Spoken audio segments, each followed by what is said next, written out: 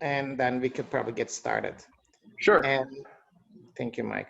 So today we have Dr. Mike Angelo from Stanford, and he's currently an assistant professor of pathology at Stanford. And he trained in clinical pathology at UCSF and completed a postdoctoral research fellowship in the lab of Gary Nolan, as you know. And prior to starting his lab at Stanford in 2014, and he's a board certified in clinical pathology and is recipient of the NIH Director's Early Independence Award. It's one of those high-risk awards that are really prestigious. And currently Mike's main research focus is creating and applying next-generation instrumentation and methods for nanometer scale multiplexed quantitative imaging of genes and proteins in clinical tissue biopsies. And to this end, his lab recently developed MIBI, and for which he's gonna talk about today. And he then has been applying these technologies to solid study, especially tumor interactions in multiple malignancies. And also he develops algorithms to analyze these data sets. And one of actually his postdocs did very cool work, Liat, and also she's currently a faculty at the Weizmann Institute, and she started her lab as one of Michael's first, I think, trainee. And without further ado, I'll turn to Dr. Mike Angelo. Yeah, thank you. It looks like we have a, let's see. Yeah, it's a nice, reasonable number of people on. So I was just gonna say, you know, well, Ahmet, we've got like maybe a little over 20 people or something. So I was gonna say we could do this however you want, but if you guys want to, if something's not clear, feel free to jump in and I can answer questions along the way. So it's kind of nice when it's, you know, it's a reasonable crowd because we can do something like that. But Sure. yeah, so thank you very much for letting me speak at this seminar series. I think it's very timely. You know, these technologies, there's a lot of exciting spatial omics technologies that are starting to emerge now. And hopefully with this presentation, I can kind of give you a snapshot of what we're doing in my lab and kind of one flavor of those types of technologies. So, you know, I think you can kind of look at the buckets of spatial omics technologies as being sort of, you know, sequencing based, probe free, and then sort of sequencing based with probes, like something like NanoString. And then kind of what we do is antibody based. And so it's a targeted approach. And this to kind of give you, I think, an idea of sort of the pluses and minuses of that, what you get in terms of sensitivity, but you trade off in terms of breadth and whatnot. So, so I'm gonna talk to you today a little bit about the technology, multiplex ion beam imaging, and sort of give you a brief description of this comparison that we've been making between the immune infiltrates and tuberculosis and triple negative breast cancer, which I think is going to be thematic for a lot of the work that we're going to be doing in the next few years in my lab. So, and with that, I think if I was to say sort of what's the overarching conceptual trend with all the projects that we do, they all in some sense are trying to understand the hierarchical relationship of tissue function from the level of single cells, which can be different lineages. Like here you can see something that looks like an intestinal epithelial cell and a monocyte and a fibroblast. And if you go and you put all of those together and assemble them into for instance, in this case, something like a gland, how does the structure of that multicellular object feed back on cell function and vice versa? And so how does this dynamic interplay and sort of thinking about it from the level of like a nested level of the base constituents being single cells which are assembled into multicellular functional units, which are then organized in tissue, and so on and so forth. How does this sort of hierarchical organization drive composite function in mammals? And so to get at that, you know, we really need to be able to both visualize the tissue and also see with high sensitivity where different proteins are, which can allow us to assign cell type and cell function. And so in order to do that, that method needs to be able to image things at a subcellular level. It needs to be high sensitivity, wide dynamic range, so you can quantify by low and high abundant stuff. And lastly, at least for us, because we really want to be able to explore this directly in the context of human disease, ideally, the technique should be completely back compatible with formalin fixed paraffin embedded tissue. And the reason for that is that allows us to be able to completely tap all of the archival tissue specimens that are present in clinical repositories already. And so the conventional approach to tissue imaging up until we started doing this work, a few years ago, by and large was immunofluorescence. And so with immunofluorescence, if you look at this, which is like a GI tissue section, if say there was 3 proteins that I wanted to visualize in that tissue section, I would take the primary antibodies, tag each one of them with a fluorophore that when excited is going to give off a different color of light, so red, green, or blue. We treat the tissue section with those antibodies and put on a fluorescent microscope, and now you can see the distribution of each of the proteins those antibodies were targeting represented with their respective color. And so immunofluorescence is great. Especially we still use immunofluorescence for a lot of stuff when we don't need to measure many channels at the same time. The problem is that as you try to add more and more channels, the emission spectra from the fluorophores start to overlap quite a bit. And so the spectral overlap really makes it challenging to multiplex many more than say 5 or 6 markers at the same time. And when you add in all, sort of effects of autofluorescence and stuff like that, it can start to be sort of a formidable undertaking. And so the solution that we decided to go with to kind of circumvent this problem was to move away from using light as a readout. And so instead of tagging antibodies with fluorophores, we tag antibodies with mass reporters. And so I'm sure, probably a lot of people here are familiar with this approach. This is what's been, a very similar approach has been used with mass cytometry or CyTOF for years. And so the antibodies are labeled with a metal chelator tag. And what this means is that now instead of reading out the signal as a fluorescent signal, we read it out as a mass reporter in a mass spectrum. And the benefit of this is that the dynamic range with mass spectrometry is really, really big. It's around 10 to the, we have a dynamic range in the imaging assays upwards of like 10 to the 5 or 10 to the 6. But even more importantly, you get very little overlap between reporter peaks. And so that makes multiplexing a much less challenging task. And so with multiplexed ion beam imaging by time of flight, which is this method we've developed in my lab. Essentially, we start with a regular so everything we do is with FFPE tissue. That tissue is mounted on a conductive slide, and then we stain the tissue with a cocktail of primary antibodies, and each one of those antibodies is tagged with a different mass reporter. In this case, that mass reporter is an isotopically enriched rare earth element. And so all the antibodies, or the tissue's treated with all the antibodies at once. And then once we've washed off the excess unbound reagent and dried out the tissue, we then put it in the mass spectrometer, where a primary ion beam that's focused down to a very small spot size goes across the field of the image that you're interested in, pixel by pixel, to liberate the secondary, to liberate what is contained in that pixel, which includes the elemental reporters for each of the antibodies. Those are extracted and transported to a time of flight mass spectrometer. And ultimately, at the end of the day, what we end up with is after we process that mass spec data, it's really, you can think of all the data being akin to what you would get off of, a microscope.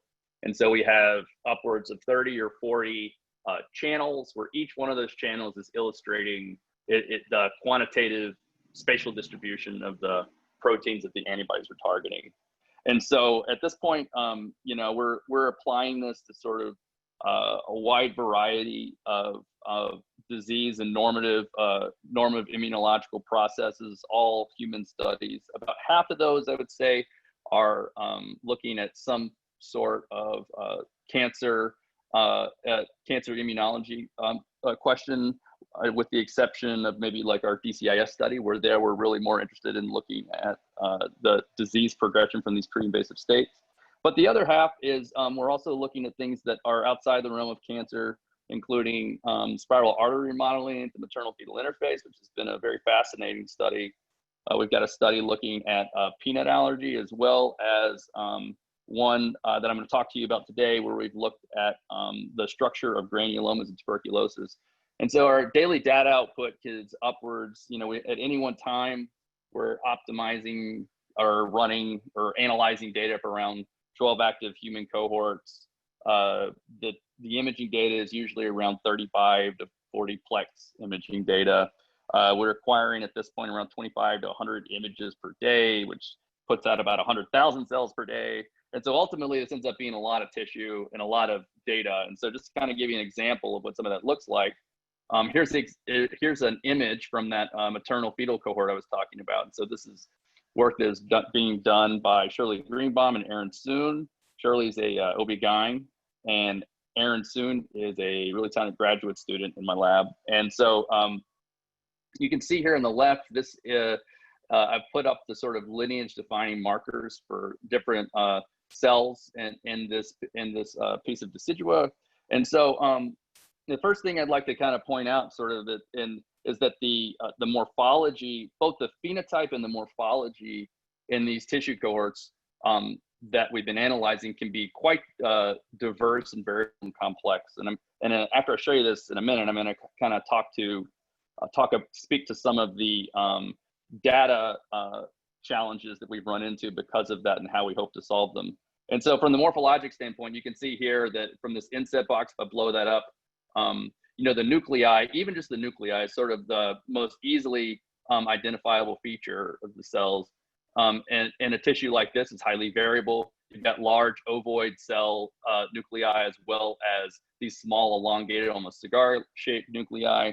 And to look at sort of the different shapes of cell types in there, these are fetal trophoblasts that have invaded the decidua. And so they're very big and ovoid, a lot like cancer cells. And those are budded really closely with maternal cells that are stromal decidual cells, which have these long filamentous projections.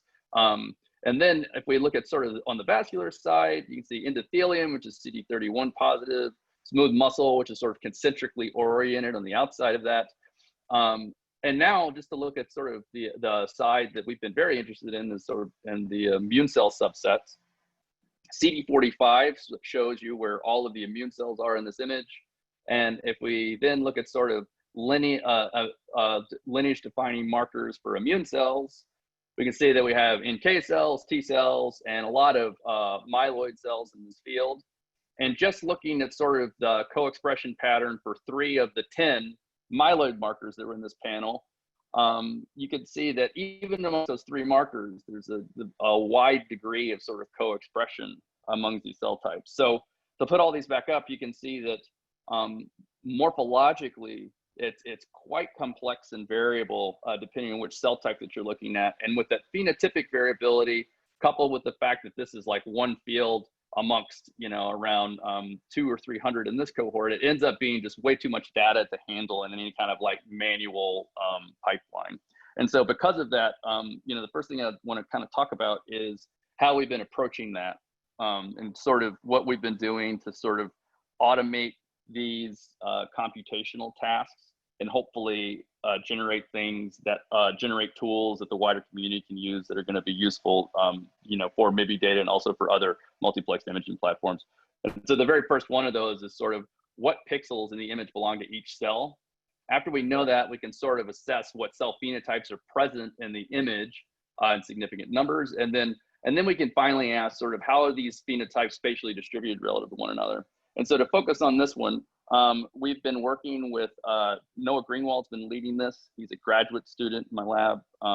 And we've been collaborating with David Van Balen at Caltech to develop a deep learning pipeline for cell segmentation that we're really excited about. And so essentially, this is a convolutional neural network that David's lab has designed and it is trained on manually annotated training data.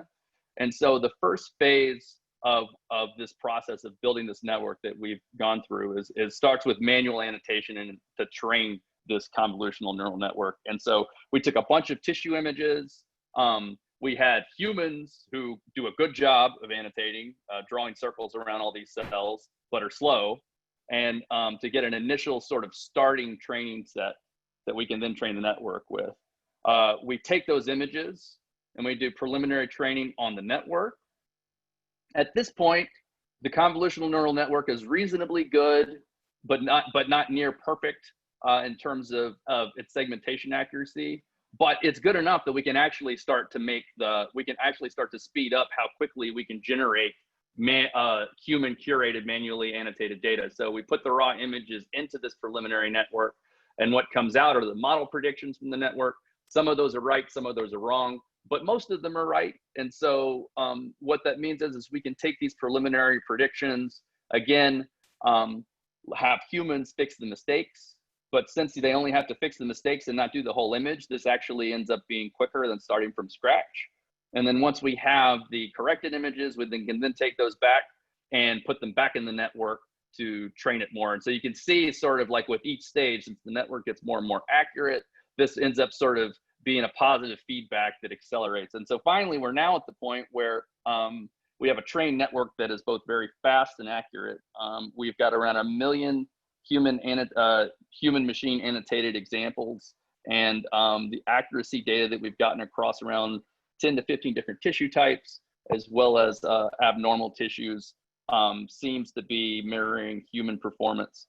And so just kind of give you an idea of how we've done this is goes into the network is we put in a nuclear channel, like anything like DAPI, and we also put in other channels which allow us to delineate sort of clumped objects or tightly packed amorphous features in the image. So we can put in another channel that only stains the nuclear envelope, and then another one which stains something like the membrane. The standard input into the network now that we have is just a nuclear channel and a membrane channel. And with that, you can see that we're getting like very accurate nuclear segmentation. But I think more importantly, we're also getting really accurate whole cell segmentation, which is really what we were going after with this, because this tends to be the more challenging task. And so this is a cross-platform both the training data set and the network. So we've trained those millions annotation examples. Only a fraction of that's actually MIBI data. That also includes a very large amount of SciSIF data, Vectra data, as well as Codex and IMC data. And we've tested it across all of these platforms. And fortunately, it looks like we're getting pretty equivalent performance across all these platforms. So we're going to be putting this out pretty soon. And we're going to have plugins that go in that can be, so that this segmentation pipeline can be operated through QPath, as well as ImageJ, and hopefully a lot of the tools that people are used to using. So we're very excited about this. And so now that we've able to segment the cells and we know what pixels belong to each cell, we can move on to these other two questions, which what cell phenotypes are there and how they spatially oriented with respect to one another. And so I want to and for this, I kind of want to compare two examples where we've done this, which is triple negative breast cancer and tuberculosis, which might sound like, very different circumstances, but I think what's remarkable is how we found that they're actually quite similar to one another in some respects. And so with respect to triple negative breast cancer, we did this study in 2018 where Liat Karen, who Ahmet had mentioned, is now a faculty at the Weizmann Institute. She led this study. And we had a cohort of around 41 triple negative breast cancer patients. This was curated by Rob West, who was the pathologist in this study. And we took those surgical resections. We analyzed them by MIBI. And so from that, we were able to visualize 36 different proteins. We were able to see that once we had done the cell segmentation, we were able to assign cell types. And so we were able to see the cell composition of all of these different tumors. And then from that, we were able to do computational analysis where we could look at sort of how these different cell types were spatially enriched relative to one another, as also as what their location was with respect to sort of well-studied histological landmarks like the tumor immune border. And lastly, we were able to link these up with overall survival. Matter of fact, with this data set, we were able to identify a histological type of triple negative breast cancer, 2 types. And based on whether or not a patient belonged to one class or the other, we were able to show that that was highly predictive of 10-year survival. So we're actually following up on this now with a validation cohort where we're going to look at those features as well as explore some new ones where hopefully we're going to be able to we're going to be able to look at response and anti-PD-1 therapy as well. So in that study, one of the first things we did was we wanted to ask this question: what cell types are present in significant numbers? And so once we clustered the single cell segmented data, we were then able to say, based on the single cell expression, we could then color each of the cells in the segmented image according to what type of cell they are, so pseudo coloring. And from here, you can see that if I show the original single channel MIBI data, that the assignments are pretty accurate. So you can see that this yellow cell in the field, which has been assigned as a B cell, is the only cell that's expressing CD20. And same thing for CD56 in the NK cells, so on and so forth. And so one of the things that we saw was kind of immediately, which was, it's been well appreciated, I think, in the tumor literature, is that in triple negative breast cancer, we kind of saw that the composition of the immune cell infiltrate could be highly variable depending on which patient we were looking at. And so, in some patients, virtually all of the immune cells would be macrophages, while in others, they would have a much more diversified immune cell infiltrate. So, and for the example here, you see in the pie chart is patient 16. And so one of the other things that we found was that if we looked at the organization of immune cells with respect to tumor cells using this neighborhood analysis, we found that in some tumors, immune cells seem to coalesce close to one another, and tumor cells also did this. But those two cell populations, immune and tumor cells, seem to sort of avoid one another and compartmentalize apart. And so you can see this in this heat map where the intensity of the heat map is proportional to the degree of co-localization or anti-co-localization in the case of when it's blue. And so immune markers seem to cluster together and tumor markers seem to cluster together, but immune seems to avoid tumor and vice versa.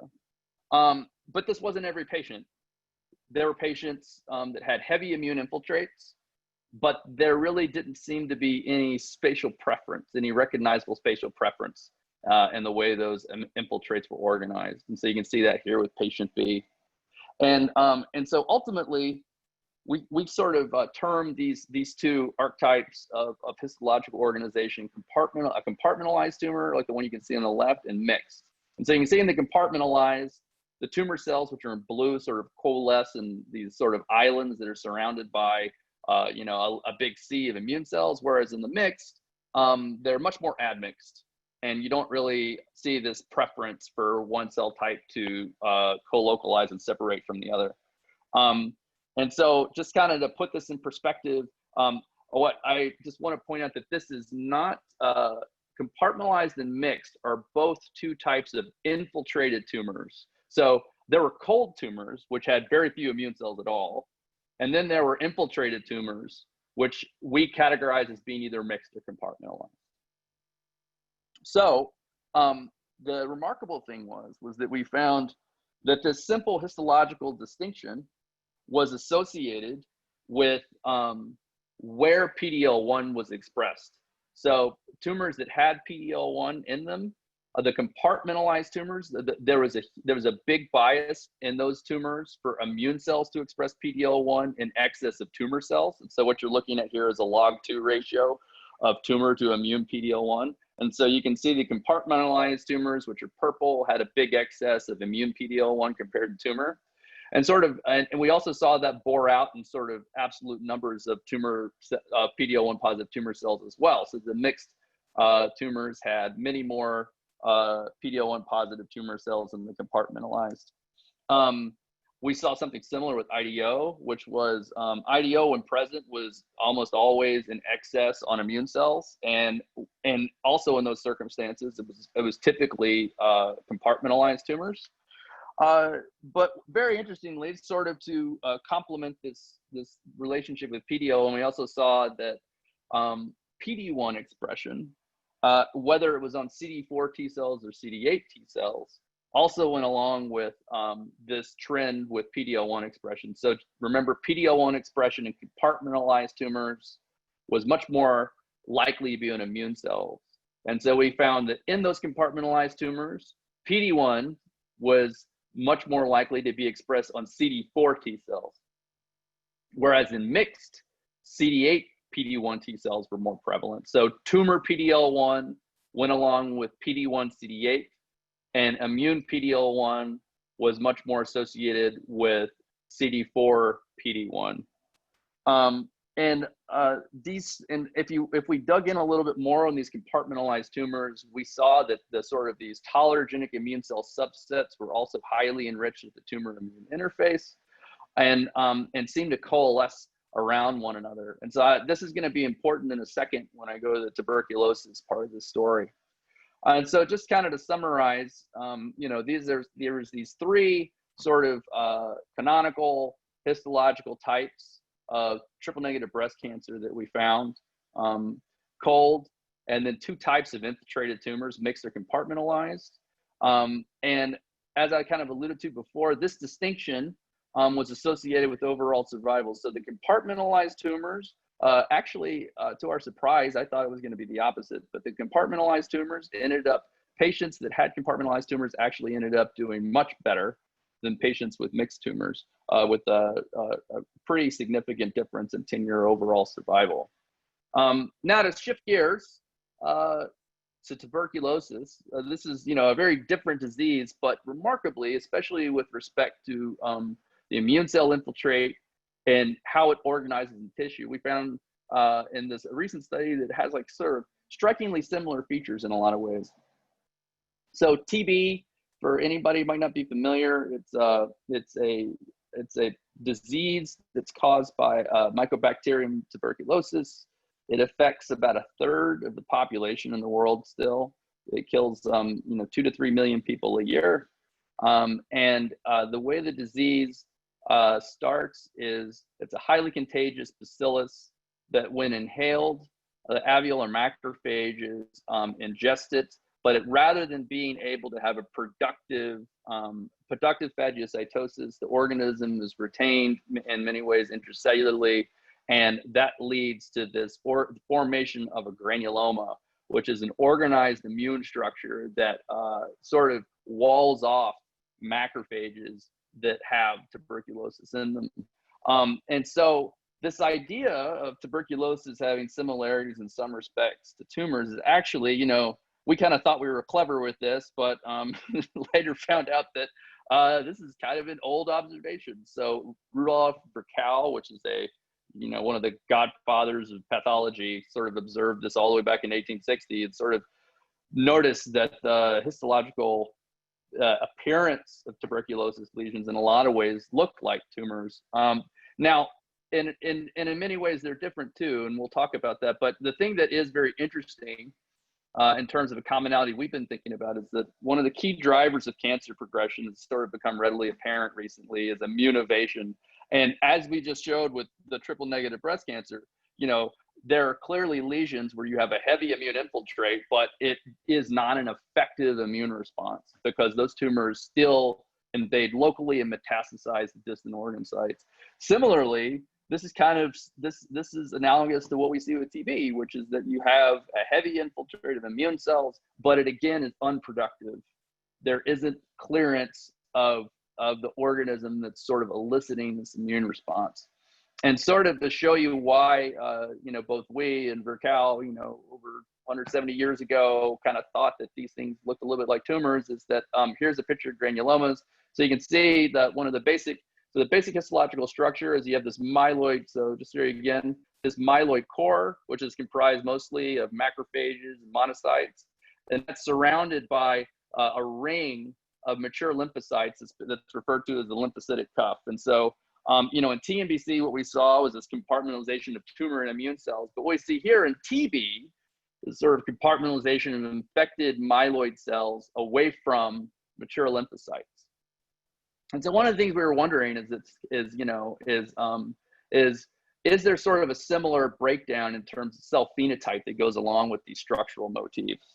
And so in the first, literally the first samples of TB we ran as part of a pilot, what we saw some striking similarities. So this is what in TNBC, you know, in those compartmentalized tumors, the big thing we found, again, remember, was immune expression of PD-L1 and IDO, and this was by tolerogenic myeloid cells in these lesions.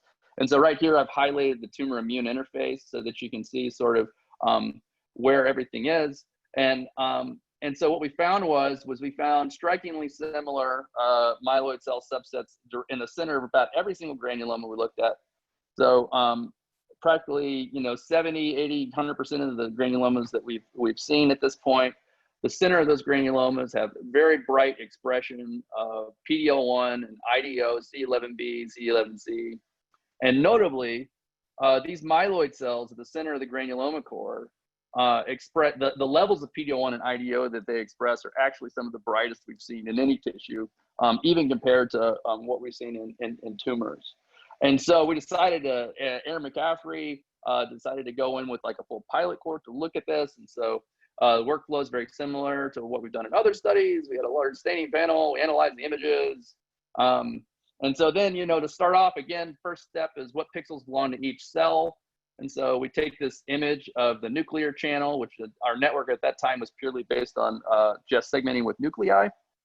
And you can see that on segmentation, we get out our cell features. And then with that, we can then identify cells and cluster them. And so here's the cell populations we found, and we can map those back onto the tissue to see where all these different cell types are. Now for this, we were very interested in understanding the spatial aspect of granuloma structure. And so Aaron, along with Liat, we actually collaborated with this group at Calico to adapt a machine learning method called latent derelict allocation, which has been used for a long time for text analysis to be able to identify reoccurring groups of cells. So before, with text analysis, essentially LDA, what was done was you would use LDA to analyze, you know, hundreds and thousands of paragraphs of text. And in doing that, the program would identify words that happen to occur close, you know, within a certain distance of one another frequently in the text. And by doing that, it would form associations to figure out, you know, words that were topics. So here, you know, you can see in this example, you know, it sort of found a topic that contains the words data, number, and computer, or gene, DNA, and genetic. And so it uses the proximity of words and the repetitiveness of that to identify words that are part of, you know, of a semantic, that are semantically related to one another. So we thought we could extend this and actually do something similar, but with cells. And so what we did was we adapted the LDA, but instead to look at distance between words, we had it look for the average distance of one cell population that we identified in the clustering relative to another. And so we specified a window at which it would observe these populations. So it sort of convolved and scanned each one of our images with a 50 micron window. And after doing that, in evaluating the whole data set, Spatial LDA then presents its best guesses for what microenvironments are present. And so a microenvironment is analogous to a word topic. And so it's saying what cells typically occur in close proximity to one another. And it gives a loading for that too, in terms of like what the you know, relative ratio of these different cell types are for each microenvironment. So we put into Spatial LDA, what goes into that's the cell phenotype map, which you can see on the left, which shows all of the different cell types. That goes in, we assign the microenvironment probabilities to each one of the cells. And so here we identified 8 different microenvironments in TB granulomas. And so the cool thing here is that each cell, rather than getting a binary assignment to only one microenvironment, you actually get, with Spatial LDA, it actually gives you a probability. And so we're able to see for every cell in the image, what is the probability that it belongs to any one of these 8 microenvironments. And so ultimately what we do though is we take these images and to kind of see what the highest probability microenvironment is, we take that and we map it onto the image so that we can see we can now see this nested relationship I was talking about before, where on the left, we're seeing things in terms of what cell types are present, but now on the right, we can see, we can understand the relationships of cells relative to one another, where all the cells now are colored with respect to what microenvironment or neighborhood they belong to. And so through this approach, we were pleased to find that we, kind of rediscovered the canonical histological microenvironments in granulomas. So for instance, the lymphocytic cuff came out as one of these 8 microenvironments, and just as it should, we found it was enriched in like CD4, CD8 T cells. And then the myeloid core, interesting though, we found that was actually, we had one microenvironment that resembled the really nice discrete myeloid core that people tend to talk about, but we actually found 2 other myeloid microenvironments as well. And so in total, then we found one sort of previously characterized histologic myeloid microenvironment, and then we found these 2 other ones, which were one of which was more enriched for intermediate monocytes, and the last which was enriched for classical macrophages. But what was very interesting was we were able to show, though, that depending on whether or not myeloid cells were actually located in one of these 3 myeloid predominant microenvironments, that was a big factor that determined whether or not those cells expressed PD-L1 or IDO. So by mapping these microenvironments and then seeing how functional markers are present or absent on cells in those microenvironments, we're able now to be able to say, if myeloid cells are in one of these 3 microenvironments, they have a much higher chance of expressing PD-L1 or IDO than if they're outside of that microenvironment. So in doing this, we're starting to get a little bit at this question of how does tissue structure relate to the function that different cell types are taking on. And so this is just also to show you another example of that, which was if you look at sort of M2 skewed CD163 positive macrophages, the majority of those were not found in one of these 3 microenvironments. They were actually found in a fibrosis microenvironment where there was a lot of collagen. But a handful of these cells, CD163 positive macrophages, were found in these myeloid cores. And when they were present there, we found that the CD163 positive macrophages indeed upregulated PD-L1 and IDO. And what's interesting about this is that this is despite the fact that at least with respect to PD-L1, when the majority of these cells, which are usually present in sort of the fibrotic ring that sort of concentrically is around these lesions, usually do not express PD-L1. And so, so we thought this was another nice specific example of how cell type interacts with tissue structure to sort of generate these different functional states. Another really unique spatial preference we found was that, as we noted before, right, the vast majority of CD4 and CD8 T cells are present in this lymphocytic ring that goes around the granuloma. Now, there are Tregs, which are CD4 T cells that express FOXP3. This was an example that deviated from that. And so regulatory T cells were heavily enriched in the myeloid core, and specifically over all of the CD4 T cells. And the other thing we found was that the Tregs that were in this myeloid core also were highly proliferative. And if you normalize based on their frequencies, had upregulated Ki67. And so now what we're finding then is that by taking this approach, we can see that there's specific, very disease relevant T cell subsets like regulatory T cells that preferentially enrich in the myeloid core, and that these cell types, when present in the myeloid core, also are highly proliferative and are actively dividing.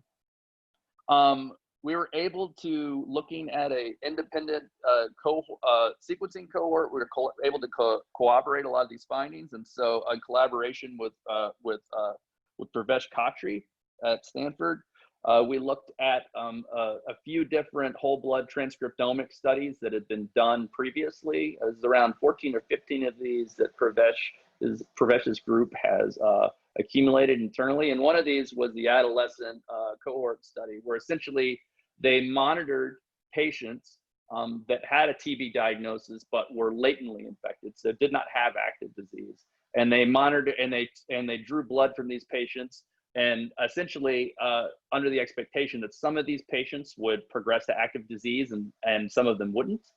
And so what we found was during retrospective analysis of this, we found that those patients that progressed to active disease, we saw a significant uptick in PD-L1 expression as far out as 6 months before clinical presentation of active disease. And remarkably, we did not see this in patients that were latently affected but did not progress to active disease. And lastly, to kind of show the relationship of PD-L1 with both active disease and in disease remission, as after these patients were treated, we saw the PD-L1 levels declined back towards baseline out at 10 months. Now, so we've seen this similarity with TB and compartmentalized triple negative breast cancer, but where the sort of similarities seem to break down seems to be around the lymphocytes. And so remarkably, with tuberculosis, we found something very different than we did with triple negative breast cancer. So in TNBC, again, I think you might remember when we had a lot of PD-L1 on immune cells, we also had a lot of PD-1 on T cells. And, you know, whether it was on CD4s or CD8s could change, but, you know, you can see here, if you look at the log2 ratio, the median ratio of sort of PD-1 T cells, PD-L1 immune cells is right around 1. Now, what's remarkable is in TB, that was totally not the case. We had a very large number of PD-L1 positive myeloid cells and a virtual absence almost of PD-1 positive T cells. And not only PD-1, but also LAG3 or any other marker that you usually associate either with T cell exhaustion or even T cell activation.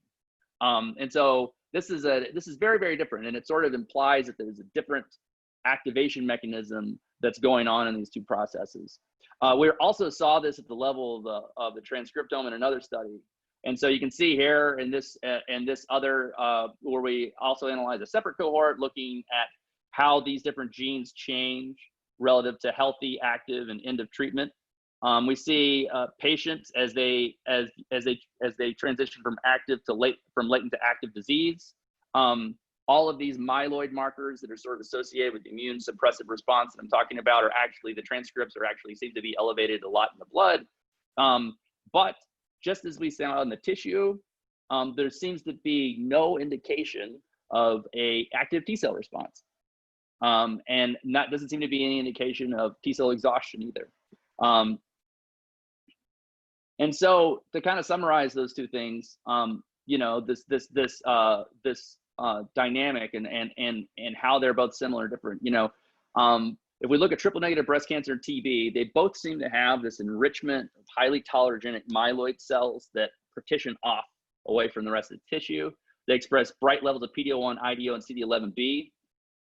But in the case of TB, these cells don't seem to be accompanied by the T cell response these myeloid cells don't seem to be accompanied by the types of T cells that you would sort of guess would accompany them, which are T cells that would in some way indicate T cell activation. And so what we think this kind of leans toward, and we've had some data that we're getting ready that we've actually done since then, is that what's going on TB seems to, at least in part, involve a T cell independent myeloid mediated mechanism of immune suppression. And so, you know, kind of the interesting thing that we're thinking about is that since we've been able to sort of lean on a study in cancer to learn something about infectious disease, now we're wondering, you know, can we close this loop? Is there examples? Are these two types of responses that seem to have myeloid suppressive features with or without T cell activation? Can we find both of these in the context of tumors? And so that's one of the things that we're going to be looking at in the future. And so all this data is available for anyone that wants to look at it. We have it, especially with the triple negative breast cancer set. The TB data set will be available pretty soon. Anybody's interested in working on any of this, we'd love to talk to you. And with that, I'd like to thank all of the funding agencies and the many people that pitched in on all this work, and I'm happy to take any questions. Great, thank you, Mike. Fantastic talk. Yeah, if you have any questions, please feel free to unmute or write on the chat.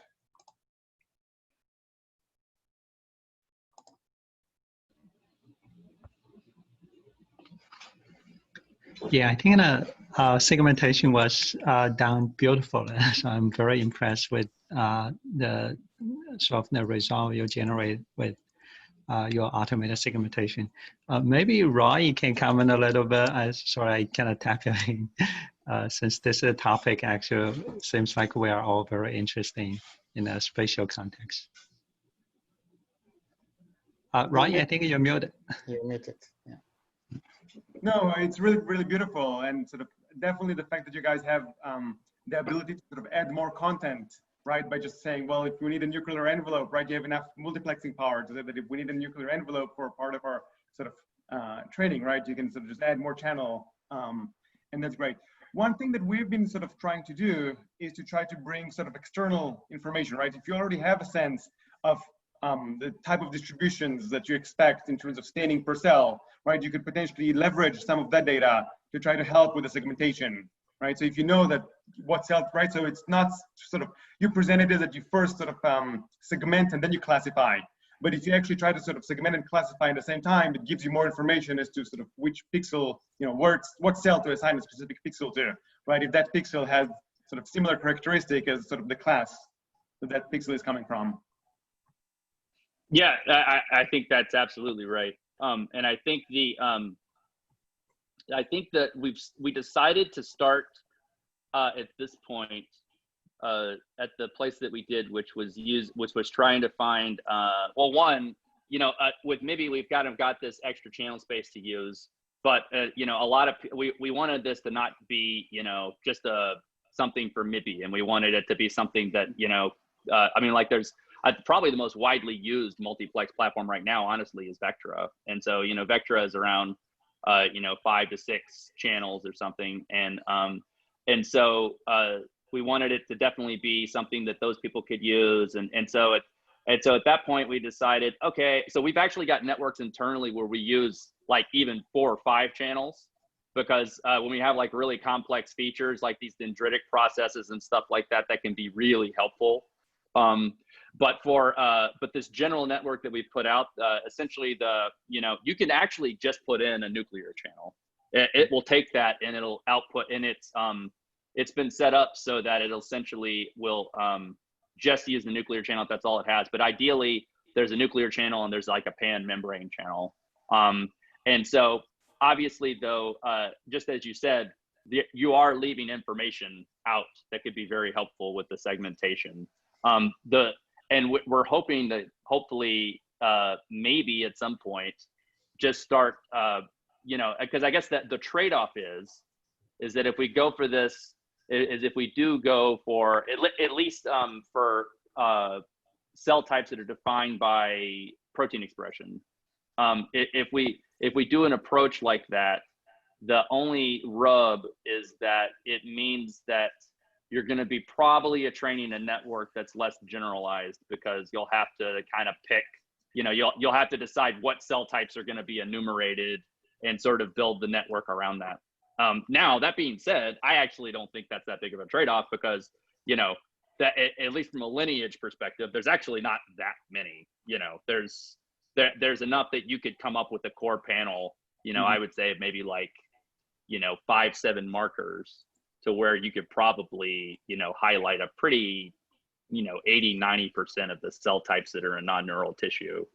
So I'm actually really excited about, you know, an approach like the one that you talked about. And I hope that like once we have enough cell segmentation data, maybe we can take the next step and then establish sort of this link with phenotype in a meaningful way. Great. So I've got a question for a little bit more biology of immune cells. So right now, I think, Mike, you showed great classification of myeloids, but how about like other immune cells and how deep we can go? For instance, there are about 300 CD cells. There's probably hundreds of exhaustion markers, and you name it, right? And there's also your and Sean's work recently about metabolic function using MIBI, right? So what is the limit, you think? Like, where are we heading? Like, how do we really get, and what is the limit of like getting deep profiling of immune cells? What do you think? I am, this might come as a surprise to get I I love technology and high parameter data. I also think that we as a community have become sort of arbitrarily enamored with it. And I think that in reality, especially, and I think this is actually backed up by a lot of the de novo sequencing data too, we don't need that many channels, to be honest. We just need to pick the right channels.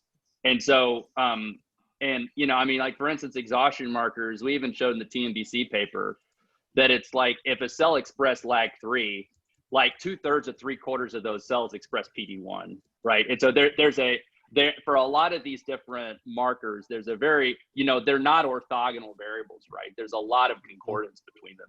And I think, and so the first thing is, so what we're kind of doing, so I think that's the first point. Now, the second point is that like,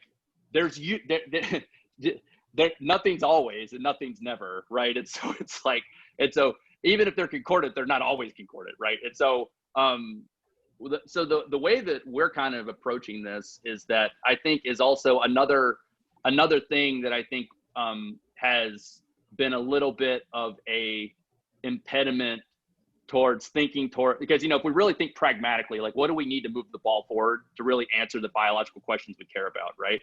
I think we need to start being more malleable in the way that we're thinking about these things, which is that like in some respects, we need de novo unbiased approaches, and on other things, we need like single cell approaches, but they don't always have to be happening in the same assay, right? And I think that like, and in the way that because the problem is that I have yet to see something that gets you both without significant trade-offs. Really, usually things that are not using labeled probes that are doing single cell assays, the signal to noise is usually pretty poor. Whereas, now the trade-off though, right, is that when you use labeled probes, you have to know what you're looking for, one. In the case of antibodies, you have to be able to get antibodies, right? So there's definitely drawbacks to that too. And so, but the thing that we've kind of gone in is to say, even now with the antibodies we've QC'd, we can identify the lineage and subset for practically 95, 98% of the cells in the tissue now, right? I mean, so we can see just in the markers we're using now, which isn't even that many, we can identify, now the thing is though, is that even now we see things that we can't really quite explain. And so what we're doing is we're thinking strategically about how we can sort of, have this iterative loop with something like nanostring DSP, where, we we identify cell subsets we're interested in, and then in a serial section, we can figure out a 2 or 3 color fluorescent stain that will allow us to mask for those cells, and we can collect transcriptomic data, much wider a much less biased set of data just on that cell subset in tissue. And I think this kind of gets back to that point, right? Which is that like, if you can identify a cell population that you think is distinct, right? I think that if you can get an enriched transcriptomic characterization of it, I'm not convinced that needs to be single cell, right? And so it's sort of like, so by freeing up this constraint, right, of saying, okay, 300 to 500 cells of something that's highly enriched for a cell population is pretty close to what we need, right? It now gets you to something that's a much more pragmatic workflow that can be used on formalin-fixed paraffin embedded tissue, and all those other kinds of things. And I think like that's kind of what we're gravitating towards, which is going back and forth between sort of well-defined questions about specific cell subsets with more de novo approaches that we then use to inform the targeted assays. Great, I mean, a fantastic answer.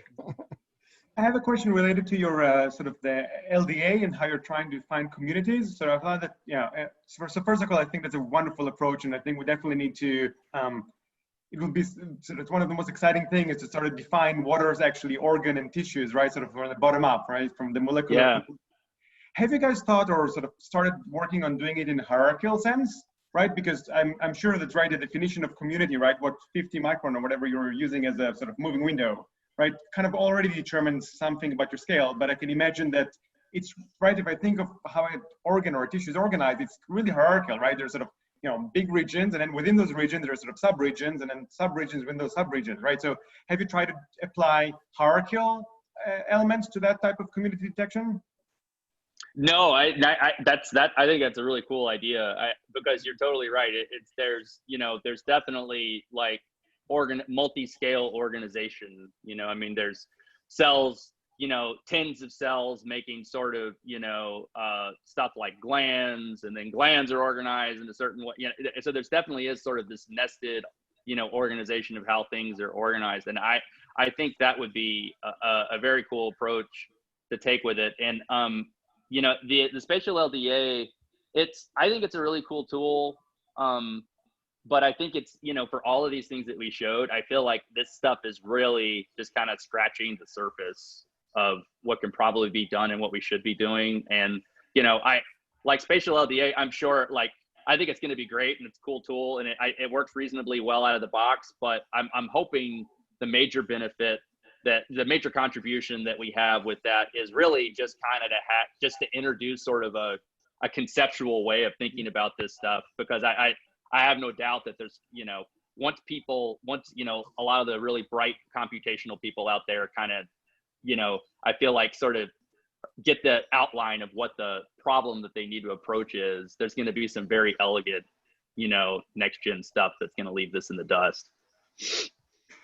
Yeah, no, you're completely right. And I feel that's something that, if I think of what happened in sort of the dissociative world of single cell biology, right, there was sort of some iterative work between sort of getting, the assay work better, but also there was a lot of work on dimensionality reductions and manifold learning and things along those lines.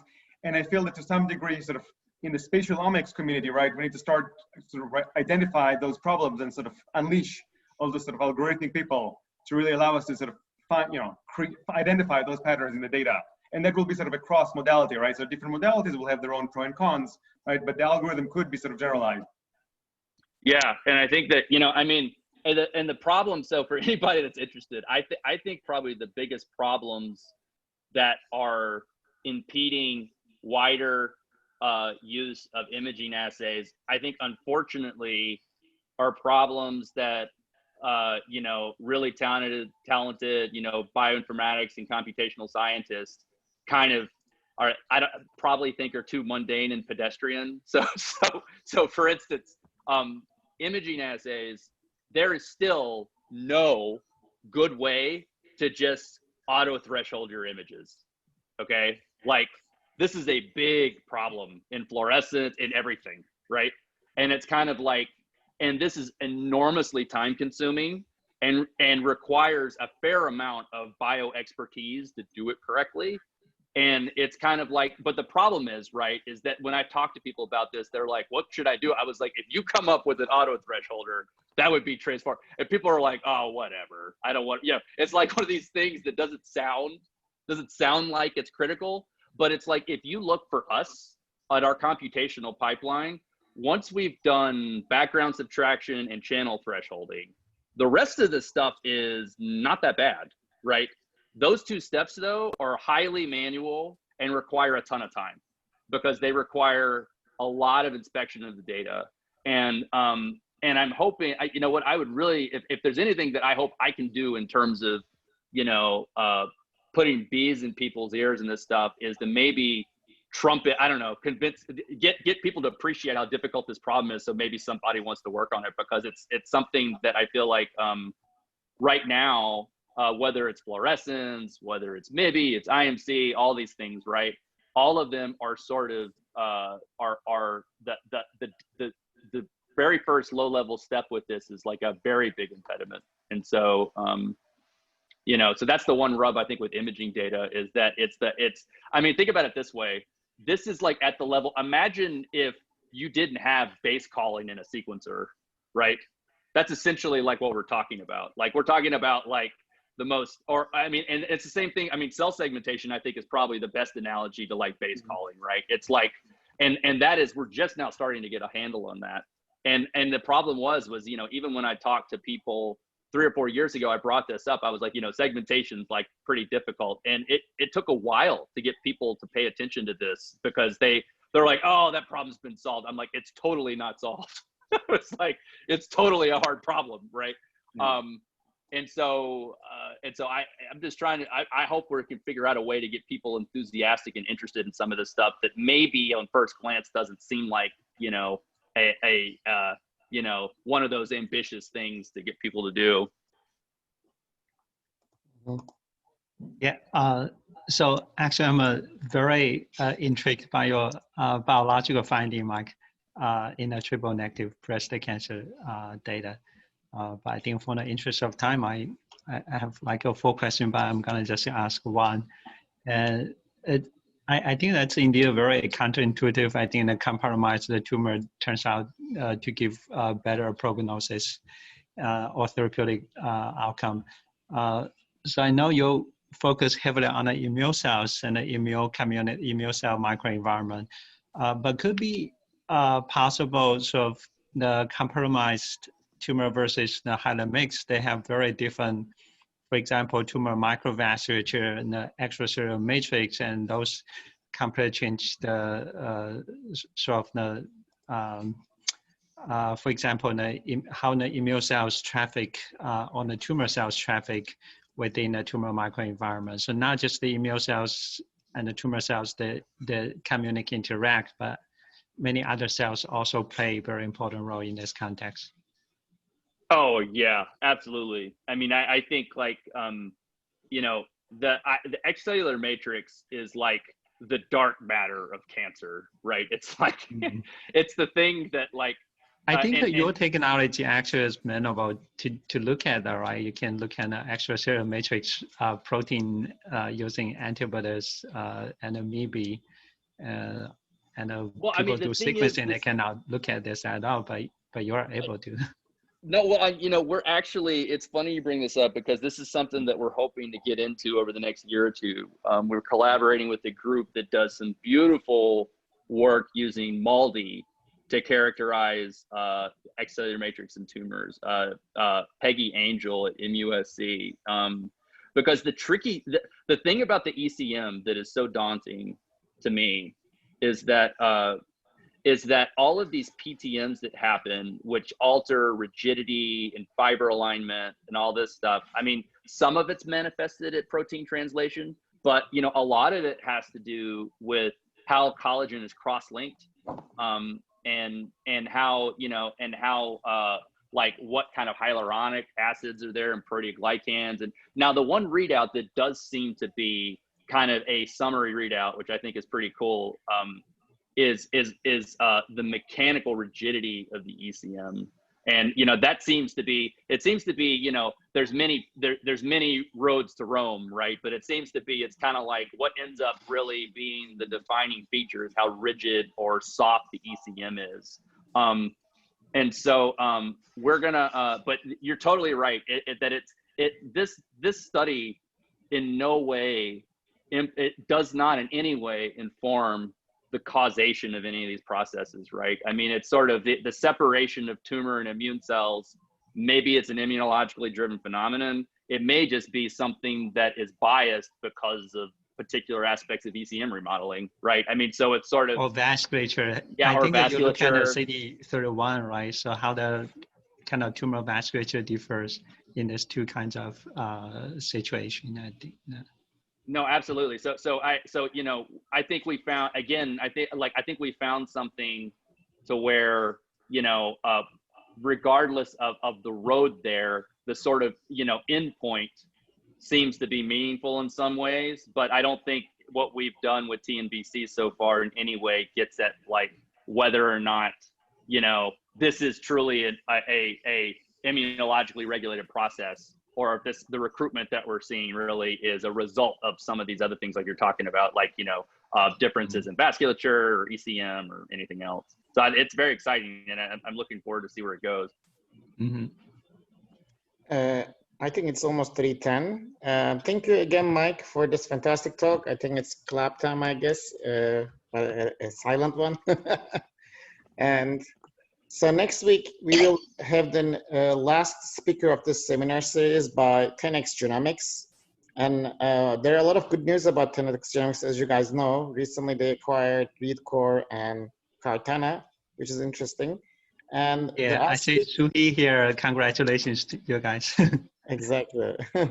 And then instead of the speaker, Mike, another Mike, of course, there, we will have a person, his name is Zach Bent, and he's the R&D Director of Spatial Portfolio Lead at 10x Genomics. And I think we'll be hearing from him next week. And after that, we will be giving about 2 weeks break. Then we'll be starting a new seminar series, and one of the speakers is Dr. Wallman. But we will have to be coordinating within the next 2 weeks or so for the finalized dates. And if you're interested in presenting, or if you want to send any candidates, please let us know. And I think with this, we're all good for today. Thank you again, Mike, and hope you are doing well in the area. And yeah, thank you guys. I really enjoyed the conversation. Have a good weekend. Have a good weekend. Thank you very much. Thank you, everyone. Bye-bye. See you, everyone. See you next week. See you.